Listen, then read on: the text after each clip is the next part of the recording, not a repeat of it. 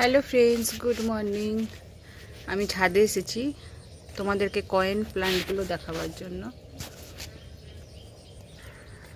এই কয়েন প্লান্টগুলো গরমের সময় আমি বারান্দাতে রাখি যাতে ডাইরেক্ট রোদ না পড়ে।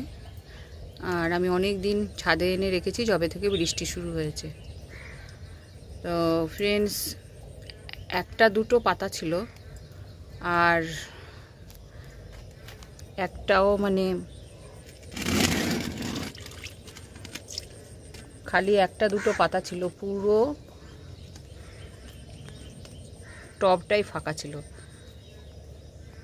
তো আমি এটাকে ছাদে নিয়ে এসেছি। ছাদে নিয়ে এসে গ্রিন নেটের নিচে রেখেছিলাম, আর তখন বৃষ্টিও শুরু হয়েছিল।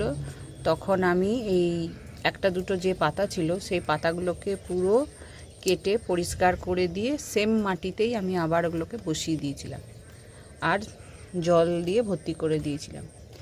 আর এই পরিস্থিতির পরে তোমরা দেখো পুরো টবটাই ভর্তি হয়ে গেছে, আর অনেক ছোট ছোট এখনো পাতা বেরোচ্ছে। যেই পুরনো মাটি ছিল সেই পুরনো মাটিতেই বসানো আছে, মাটিও চেঞ্জ করিনি। জাস্ট ওপর থেকে আমি পাতাগুলো দু চারটে যে পাতা ছিল, পাতা ছাড়া আর একটাও পাতা ছিল না, খালি ব্রাঞ্চগুলো ছিল। তো সেইগুলোকে আমি সমস্ত পাতা যা ছিল সব কেটে আমি আবার বসিয়ে দিয়েছি। তো এখন বৃষ্টির জল পাচ্ছে, আর বৃষ্টির জল এদের জন্য খুবই ভালো। আর একটু যেহেতু এখন গরমও নেই, তো এখন ছাদে রয়েছে।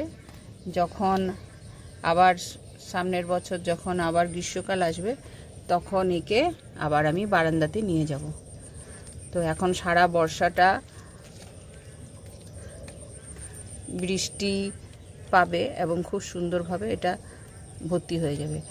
আর ফ্রেন্ডস, এই ছোট ছোট যে ব্রাঞ্চগুলো আছে, এখানে মাটির তলায় শিকড় আছে। এই শিকড় বসিয়ে দিলেই, ব্রাঞ্চেরও দরকার পড়ে না, খালি শিকড়টা বসিয়ে দিলেই এই গাছের প্রপোগেশন হয়ে যায়। নতুন আবার বেবি প্লান্ট, আরও নতুন নতুন পট তোমরা তৈরি করতে পারবে।